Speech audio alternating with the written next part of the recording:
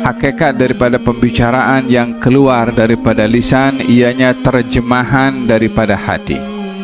Kalau hatinya itu baik, maka yang keluar daripada lisannya juga baik. Sebaliknya pun juga demikian.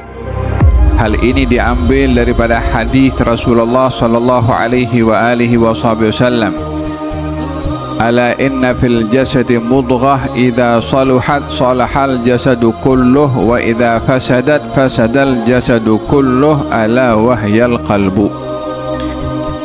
Dalam tubuh badan ini ada seketul daging. Kalau baik daging ini, baiklah semua perbuatannya termasuk lisan.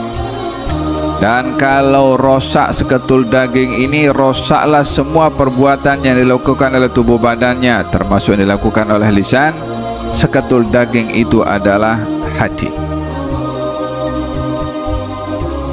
Hadis ini menggambarkan tentang 7 anggota pada manusia. Yang 7 anggota ini cerminan daripada hati. Yang pertama lisan, yang kedua pandangan, yang ketiga telinga, yang keempat tangan, yang kelima perut, yang keenam kemaluan, yang ketujuh itu kaki. 7 anggota badan manusia ini terdedah kepada perbuatan imma baik atau sebaliknya. Perbuatan baik yang dilakukan oleh tubuh badan yang anggota yang 7 ini adalah satu tanda hatinya baik. Kalau lisannya berkata baik, kalau matanya memandang hal yang baik, kalau telinganya digunakan untuk hal yang baik, kalau tangan kemaluan dan juga perut serta kakinya digunakan di tempat yang baik, ketahuilah hatinya baik. Tapi sebaliknya, bila anggota yang 7 ini digunakan hal-hal yang tak baik, maki orang, fitnah orang, mencerca orang, memandang rendah orang, mendengarkan hal yang mungkar, melangkahkan kaki di tempat yang maksiat, perut yang masuk ke dalamnya hal-hal yang haram, kemaluan digunakan hal-hal yang haram, hakikatnya adalah hatinya rosak, hatinya tidak baik. Dengan demikian, diterjemahkan baik dan tidaknya hati itu pada perbuatan anggota badan yang 7 tadi. Terutama sekali adalah lisan. Kenapa dikaitkan antara hati dengan lisan secara khusus? Sementara anggota yang badan yang lain pun juga demikian. Kalau hati suruh mata memandang hal yang haram, mata akan ikut karena sesuatu yang suruh. Demikian juga telinga. Tapi secara khusus, hati dengan lisan secara khusus itu hubungan yang terlalu erat. Disebabkan oleh kerana pandangan mata ini boleh berbahasa tapi orang tak boleh tahu. Telinga boleh mendengar sesuatu tapi orang tak boleh tahu. Demikian kaki, sebab mereka tak boleh mengungkapkan kepada orang lain. Mata memandang rendah pada orang, mata itu bukan berbicara kepada orang. Jadi orang tak tahu dipandang rendah atau tidak. Tapi kalau lisan, orang boleh dengar. Kalau lisan, orang boleh paham. Sehingga yang boleh menyampaikan pemahaman kepada orang, itu lisannya. Bukan mata dan bukan telinga, karena anggota yang lain tidak boleh berbicara. Oleh sebab yang demikian, adanya hubungan antara anggota badan yang 7 ini dengan lisan. Ada pelantikan. CEO dalam anggota kita punya tubuh badan. Cari chairman. Siapa kita punya chairman dalam tubuh badan kita? Mata, telinga, mulut, perut, kemaluan, kaki, melantik lisan untuk jadi ketua. Katanya ayatuhal lisan, innama nahnu minka, fa in istagamti istagamna, wa in wajati wajatna. Lah wahai lisan, kami ikut kamu, kamu ketua bagi kami. Kalau kamu lurus, kami lurus. Kalau kamu bengkok, kami pun juga bengkok. Ini yang berbicara siapa? Tangan, mata, telinga, kaki, perut, kemaluan ikut kepada lisan. Innama nahnu minka fa in istagamta istagamna wa in wajajta wajajna. Kalau kamu lurus wahai lisan, kami ikut kepada kamu. Kalau kamu lurus, kami lurus. Kalau kamu bengkok, kami pun juga bengkok. Kata anggota badan yang lain mengatakan kepada al-lisan. Dengan demikian dijadikan lisan sebagai pemandu kepada seluruh badan. maksud pemandu di sini yang boleh orang paham, karena orang tak boleh paham bahasa mata. Tapi orang boleh paham bahasa lisan karena adanya ta'bir, ungkapan. Dalam hadis yang lain baginda Rasulullah bersabda, katanya la yastaqim qalbul mu'min hatta yastaqim lisanuh wa la yastaqim lisanul mu'min hatta yastaqim qalbuhu. La yastaqim imanu mu'minin hatta yastaqim lisanuhu wa la yastaqim lisanuhu hatta yastaqim qalbuhu. Tidaklah sempurna iman seseorang kecuali lidahnya sempurna. Dan tidaklah lidah itu sempurna kecuali hatinya sempurna.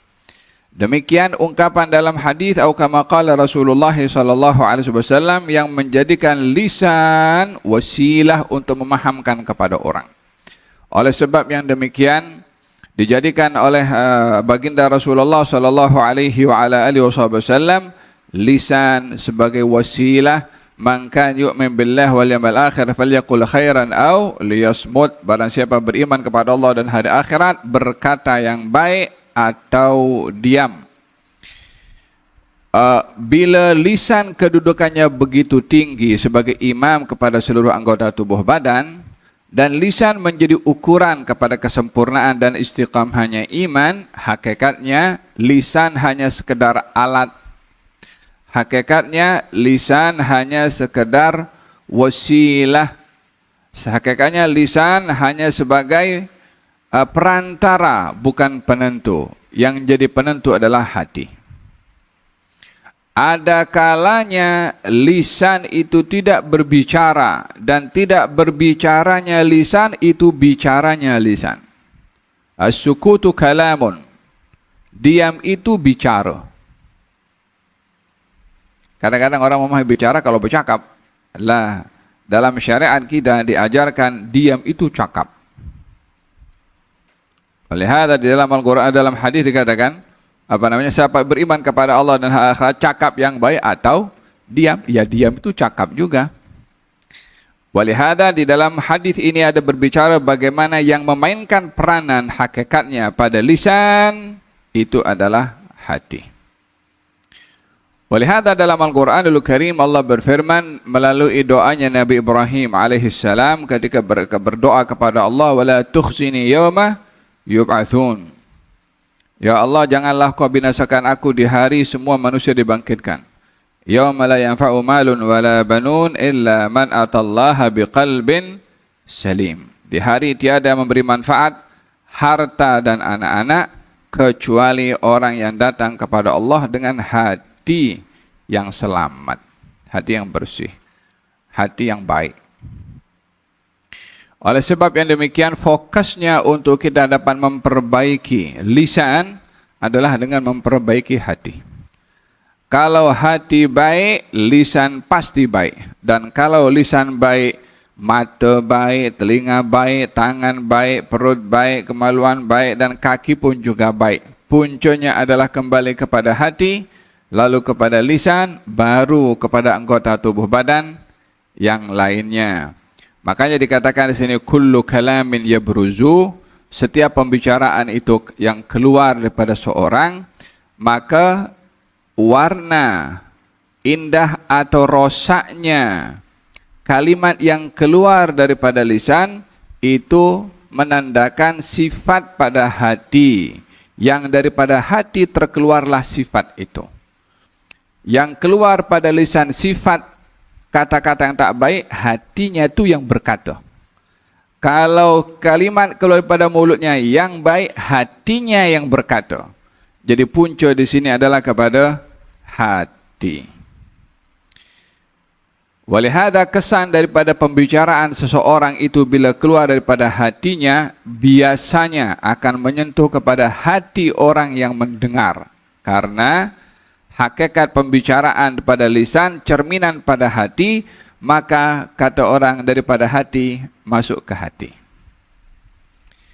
Orang yang berbicara, gal Sayyidina, ada seorang dia menyampaikan tazkirah.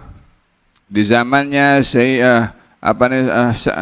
Al-Hafidh Abu Nu'aim menceritakan, ada seorang dia mengajar di masjid. Kemudian dia marah sebab apa? Sebab yang hadir tak terkesan, tak menangis, wala dia insaf. Maka dia marah-marah.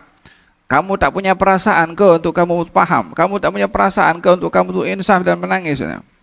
Kata seorang mengatakan, kamu jangan marah kepada mereka, tengok diri kamu sendiri, kamu bercakap itu dengan hati yang bagaimana? Kalau hati kamu betul, pasti kesannya kepada orang yang mendengar pun akan juga betul. Hada berkenaan dengan hikmah Sayyidina Ibn Atha'illah Sakandari. Belum lagi dibahaskan mengenai hati orang yang mendengar.